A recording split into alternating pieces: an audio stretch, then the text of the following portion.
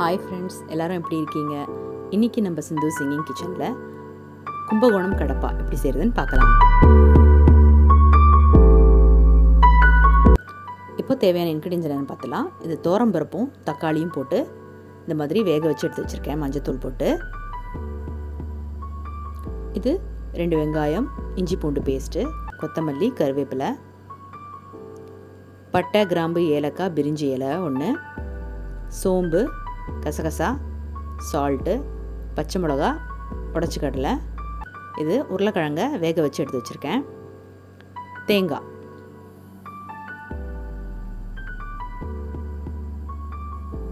First நம்ம இந்த தேங்காவை ஒரு மிக்சர் ஜாரில் சேர்த்து அரைக்க போகிறோம். கூடவே கொஞ்சமாக சோம்பு, கசகசா, இந்த பொட்டுக்கடலை,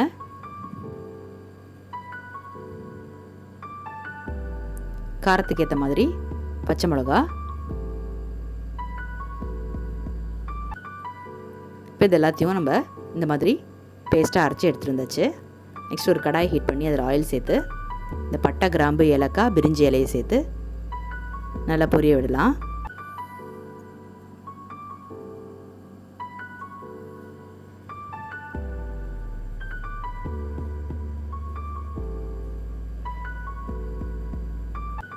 இப்போ நெக்ஸ்ட் நம்ம வெங்காயத்தை சேர்த்து வதக்கலாம்.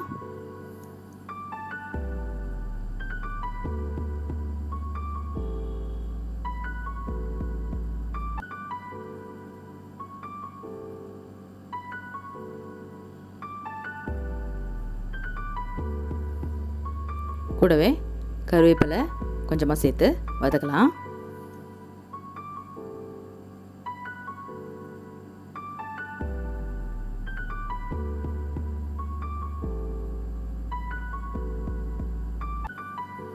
இப்போ தேவையான அளவு உப்பு சேர்த்து நல்லா ஒரு லைட் ப்ரௌன் கலர் ஆகிற வரைக்கும் வெங்காயத்தை வதக்கலாம். இப்போ வெங்காயம் நல்லா வதங்கிருச்சு.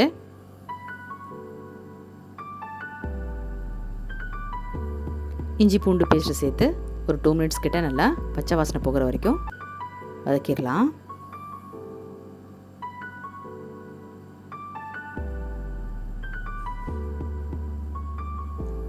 இப்போ நெக்ஸ்ட் நம்ம இங்கே வேக வச்சு எடுத்து வச்சுருக்கிற தோரம்பருப்பு, தக்காளி சேர்த்து நல்லா மிக்ஸ் பண்ணி விட்டுடலாம்.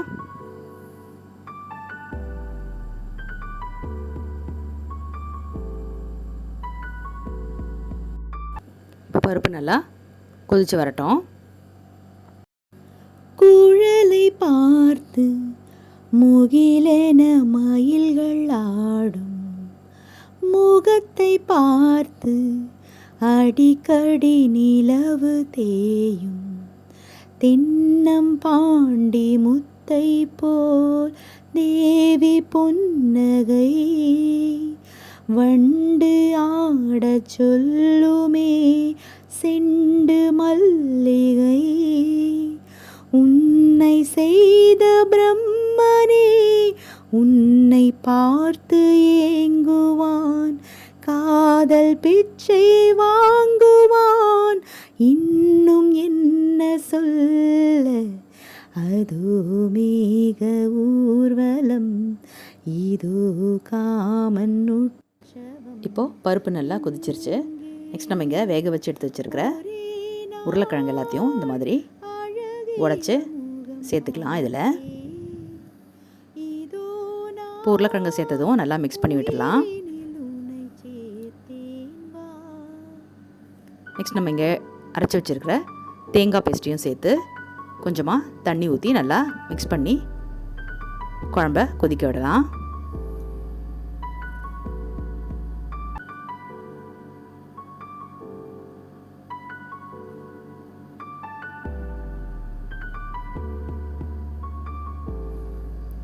நல்லா கொதித்ததும் லாஸ்ட்டாக கொத்தமல்லி தூவி இறக்கிட வேண்டியது தான்.